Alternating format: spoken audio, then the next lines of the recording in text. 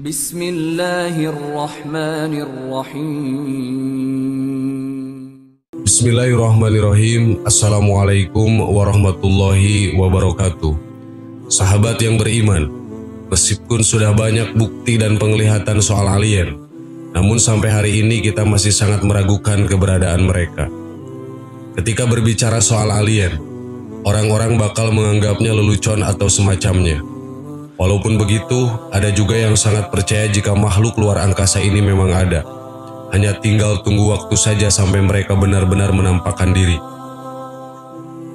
Mempercayai alien memang bukan sesuatu yang mudah, apalagi jika sumbernya tidak kredibel. Tapi bagaimana jika seumpama di kitab-kitab suci ada singgungan soal makhluk alien ini? Tentu sebagai umat beragama kita akan percaya.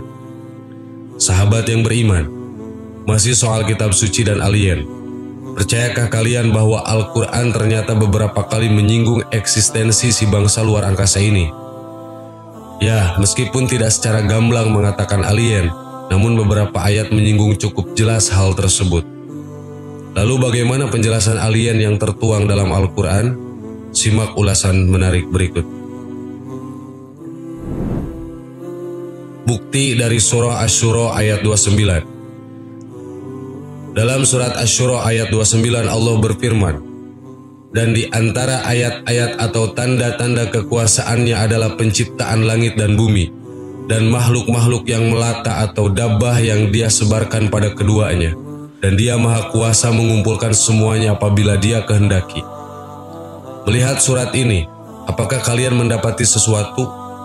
Ya, penggalan ayat tadi secara tidak langsung jadi pembenar soal keberadaan alien. Jadi Allah menyebarkan makhluk-makhluknya tak hanya di bumi melainkan langit.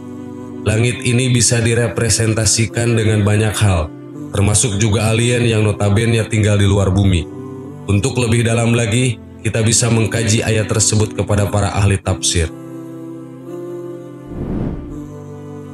Bukti dari surah Ar-Rahman ayat 29. Tak hanya As-Surah ayat 29, alien sepertinya juga disinggung dalam Ar-Rahman ayat 29 yang berbunyi, apa yang ada di langit dan di bumi selalu meminta kepadanya, setiap waktu dia selalu dalam kesibukan.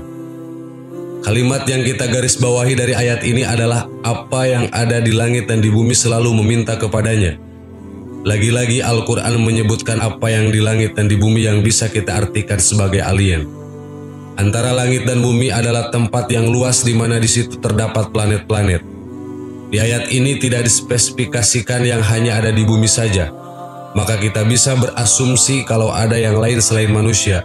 Tapi lagi-lagi kita harus kaji lebih dalam lagi ayat ini agar bisa makin memantapkan keyakinan. Bukti dari surah Ar-Ra'd ayat 15. Masih soal teori alien dalam Al-Quran. Hal tersebut juga disebutkan dalam surat Ar-Ra'd ayat 15. Allah berfirman, dan hanya kepada Allah lah sujud atau patuh siapa-siapa yang ada di langit dan di bumi, baik dengan kemampuannya sendiri ataupun terpaksa. Begitu pula bayang-bayangnya di pagi hari dan di petang hari. Sama seperti dua ayat sebelumnya. Surat Ar-Ra'd ayat 15 ini juga menyinggung yang ada di langit dan bumi. Lagi dan lagi kita bisa mengambil semacam kesimpulan kecil kalau ayat ini tak hanya ditujukan kepada manusia, tapi juga makhluk lain yang berada di langit. Siapakah mereka? Mungkin bisa jadi salah satunya adalah alien. Surat An-Nahl ayat 49. Bukti yang selanjutnya soal alien dalam Al-Quran bisa kita lihat di surah An-Nahl ayat 49. Dalam ayat tersebut dikatakan, dan kepada Allah bersujud apa yang ada di langit-langit dan bumi daripada makhluk melata atau dabbah dan malaikat-malaikat sedang mereka tidak takabur atau arogan. Untuk kesekian kalinya Al-Quran menyebutkan apa yang ada di langit dan bumi. Lagi-lagi kita juga bisa berasumsi kalau ayat ini tidak hanya ditujukan kepada manusia yang tinggal di bumi, melainkan mereka yang berada di dimensi lain, dalam hal ini adalah langit. Pertanyaan selanjutnya, siapa penghuni langit? Jawabannya bisa macam-macam, dan kalau merujuk pada logika manusia, alien tentu masuk ke dalam salah satunya. Sahabat yang beriman, Seperti inilah yang dikatakan Al-Quran. Meskipun kita tidak bisa langsung menyimpulkan bahwa makhluk-makhluk langit tersebut adalah alien, tapi setidaknya kita dapat gambaran kalau bukan hanya manusia saja yang ada di semesta ini. Sekali lagi, ayat-ayat tadi perlu dikaji lebih mendalam lagi agar bisa mendapatkan makna yang sesungguhnya. Wallahu a'lam. Assalamualaikum warahmatullahi wabarakatuh.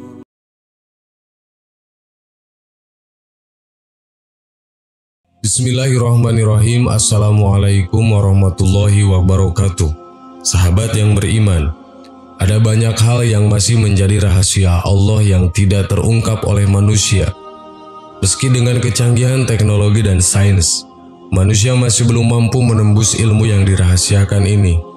Pastinya ada hikmah tersendiri di balik kuasa Allah untuk menyembunyikan apa-apa yang dikehendakinya ini. Salah satunya untuk meningkatkan kualitas hidup manusia untuk selalu berbenah memperbaiki diri.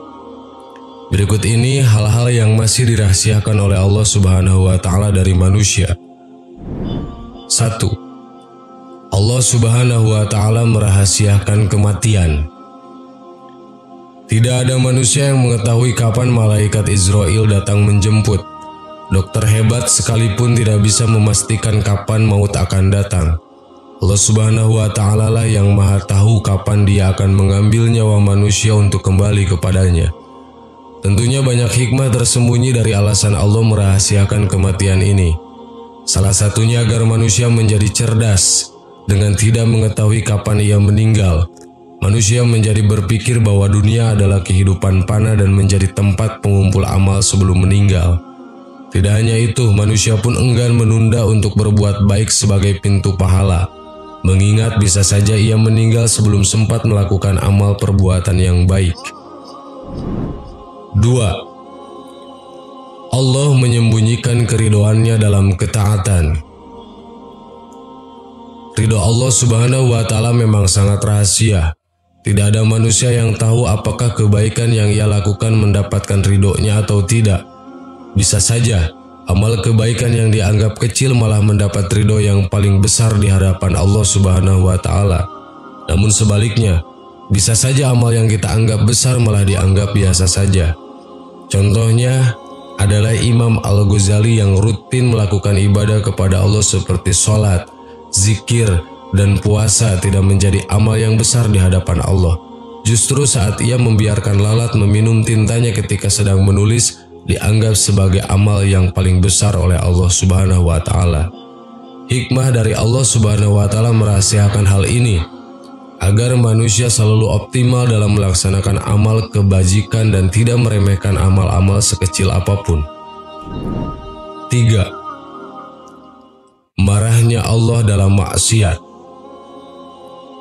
Tidak hanya ridhonya, Allah Subhanahu wa Ta'ala juga merahasiakan marahnya dalam perbuatan maksiat yang dilakukan umat manusia. Bahkan dalam tindakan yang kita anggap tidak berdosa di mata Allah ternyata adalah perbuatan tercela. Salah satu kisah terjadi pada zaman Nabi Muhammad SAW, di mana seorang wanita soleh selalu menjalankan perintah dan menjauhi larangan Allah dikabarkan malaikat bahwa dia masuk neraka. Tidak lain dan tidak bukan, ini terjadi karena wanita tersebut menyekap seekor kucing di rumahnya tanpa memberikan makan. Ternyata kesalahan yang dianggap kecil oleh manusia bisa mengantarkannya ke neraka. Inilah hikmah dari Allah merahasiakan marahnya dalam maksiat, bahwa sekecil apapun sebuah kesalahan adalah dosa, sehingga dengan tidak mengetahui kadarnya kita akan selalu berbuat kebaikan dan menjauhi dosa. 4. Allah Subhanahu wa Ta'ala merahasiakan Lailatul Qadar di bulan Ramadan. Malam Lailatul Qadar merupakan malam terbaik dari Ramadan, di mana siapapun yang menjalankan kebajikan pada malam ini akan mendapatkan pahala layaknya 1000 bulan. Umat Islam yang taat begitu mendamba malam Lailatul Qadar, namun Allah tidak memberitahukan kapan malam ini akan datang. Melalui Nabi Muhammad SAW, malam Lailatul Qadar dikabarkan turun pada malam-malam ganjil 10 hari terakhir di bulan Ramadan. Memang, selama 10 hari terakhir Ramadan, umat Islam biasanya sibuk dengan persiapan lebaran, sehingga sangat sedikit yang mempersiapkan ibadah untuk Lailatul Qadar. Jika manusia tahu kapan malam ini akan datang, Mungkin pada Ramadan mereka enggan melaksanakan kebajikan.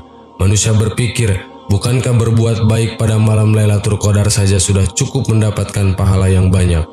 Namun Allah Subhanahu wa Ta'ala tidak pernah memberitahu kapan malam ini datang, sehingga umat Islam yang taat selalu bersiap diri melakukan amal kebaikan. 5. Allah menyembunyikan walinya di antara hamba-hambanya. Para ulama mengatakan bahwa wali selalu diutus sepanjang zaman dan tidak ada yang mengetahui kecuali Allah sendiri. Dahulu Allah secara terbuka memperkenalkan Nabi dan Rasul yang diutusnya, namun kini sangat tersembunyi dan tertutup rapat sehingga tidak diketahui manusia. Hikmah dari menyembunyikan wali ini adalah agar manusia saling menghormati dan menghargai. Bisa saja orang yang dilecehkan dan direndahkan sebenarnya lebih dekat dengan Allah dan memiliki kedudukan tinggi di hadapannya. Mungkin juga di antara mereka ada wali Allah yang bersembunyi dalam bentuk kehidupan yang sangat sederhana. 6. Merahasiakan Ismul A'zam. Ismul A'zam merupakan nama Allah yang paling agung di antara 98 nama Allah lainnya. Namun manusia tidak pernah mengetahui mana yang dimaksud dengan Ismul A'zam dan hanya Allah lah yang mengetahui. Padahal jika berdoa dengan memuji dengan namanya ini maka doa pasti akan terkabul. Namun di antara nama-nama Allah dalam Asmaul Husna manusia tidak pernah mengetahui mana yang dimaksud dengan Ismul A'zam. Ada yang mengatakan bahwa Ismul A'zam adalah Ya Allah. Yang lainnya mengatakan bahwa Ismul A'zam adalah Ya Rahman Ya Rahim. Yang lainnya menyebutkan bahwa Ismul A'zam adalah Ya Hayyu Ya Qayyum. Ada ulama yang berpendapat bahwa Ismul A'zam adalah Ya Malikal Mulki. Ada juga yang mengatakan bahwa Ismul A'zam adalah Ya Zal Zalali wal Ikram. Hikmah dirahasiakannya Ismul A'zam ini adalah agar kita berdoa menyebut semua nama-namanya yang indah dalam Asmaul Husna dengan hati yang ikhlas dan khusyuk. Tentunya agar Ismul A'zam ikut terbaca. Sahabat yang beriman, demikianlah 6 hal-hal yang dirahasiakan oleh Allah Subhanahu wa Ta'ala. Pastinya hikmah dari keseluruhan dari apa yang dirahasiakan ini adalah untuk kebaikan umat, sehingga manusia berusaha dengan sebaik-baiknya dalam menjalankan sesuatu amalan.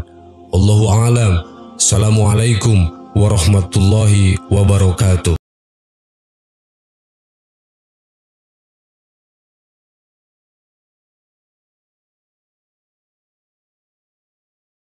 Subhanallah walhamdulillah wala ilaha illallah wallahu akbar. Subhanallah